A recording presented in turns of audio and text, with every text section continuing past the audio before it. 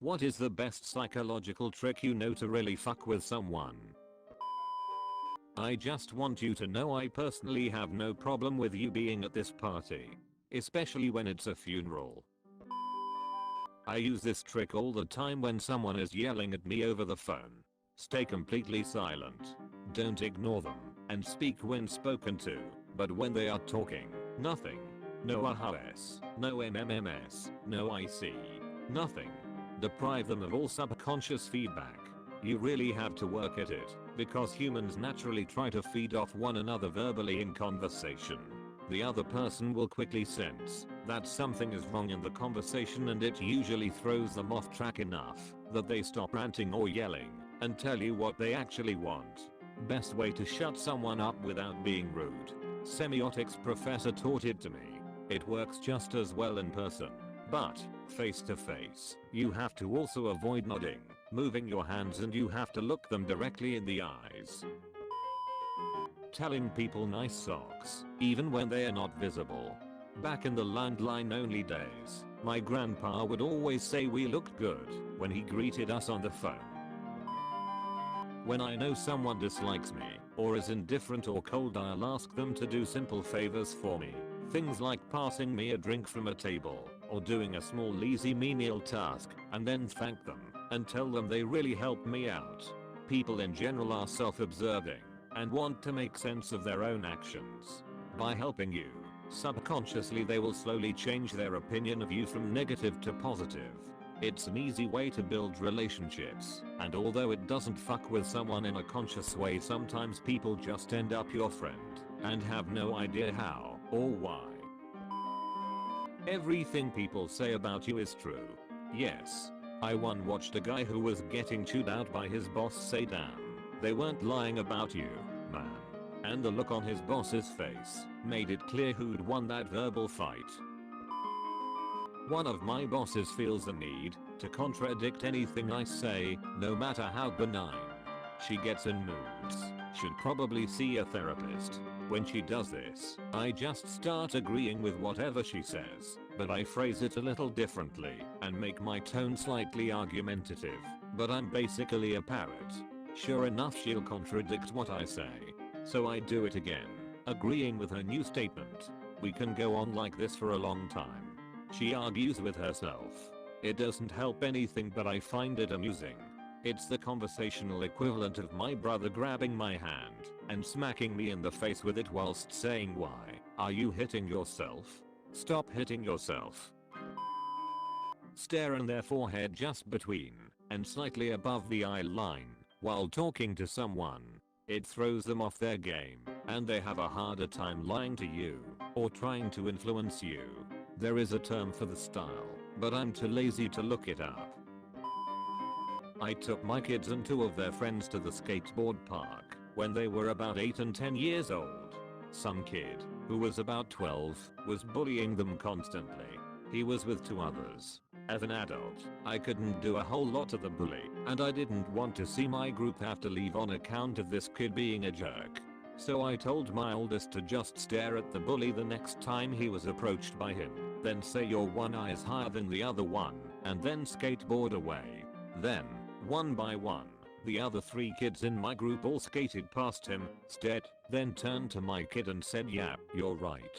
The bully went over to his 2 buddies and he must have asked them if it was true that his eyes were uneven. They all stared at him for a minute. He started crying and left the park. I kinda felt a little bad for him, but not as bad as I felt when he was being an asshole to my kids and their friends. I have a nervous habit of acting like everything is normal when it's not. I don't do it to fuck with people intentionally, but it does have that effect. I had a boss who was yelling at me. He was that way. I hadn't really done anything wrong, and I kept talking slow sips of my coffee throughout, and that really triggered him. I crack up when I think back on him getting all fired up, turning red, then purple, then screaming that I needed to stop drinking coffee. Not really a psychological trick, but when I was teaching in the inner city, I had a 7th grader yell at me in front of the whole class to go fuck myself when I said they needed to stop talking and pay attention. I didn't yell at them or scold them. Just said we don't speak like that to each other. Then made it an absolute priority to greet them at the door and ask how their day was going. A couple weeks of this, and I asked if they wanted to help run my PowerPoint presentations, transition slides when I needed, etc.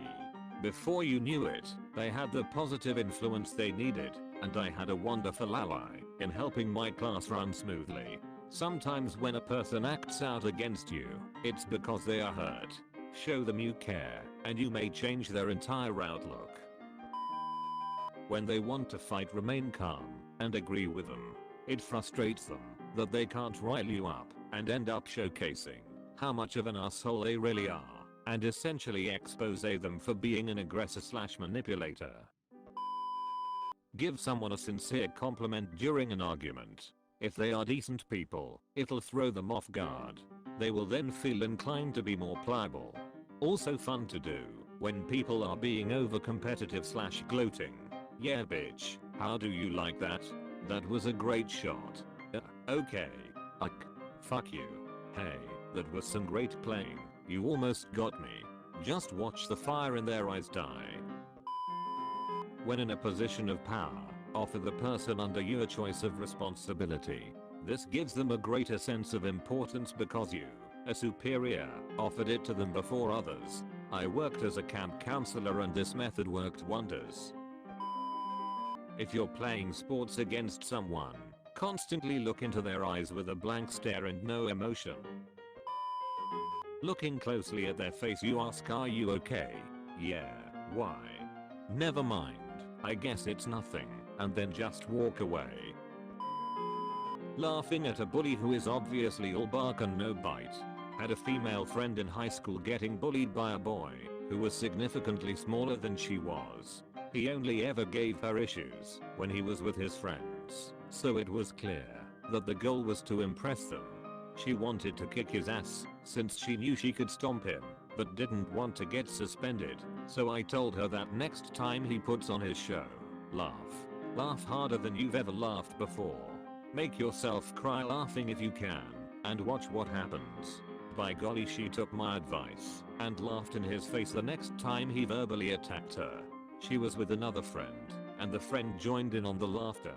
He kept going, calling her different names until his face went red, and still kept going, even though he ran out of new insults, causing him to repeat himself. His friends were originally laughing with him, but after only about a minute of this they stopped him. "Dude, they're laughing at you. This is getting awkward. Just stop and leave it alone." He never tried bullying her again, and I just pulled that idea out of my ass on a whim. When asking someone something, nod your head a little bit, and they'll probably agree to do it, and can't figure out why.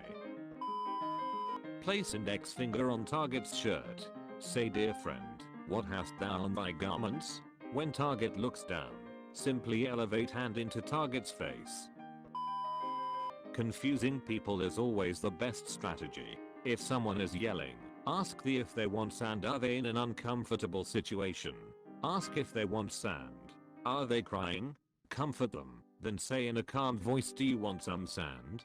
Works every time. Edit. I have a surplus of sand at home, and I have a joke with my friends that maybe I could sell it.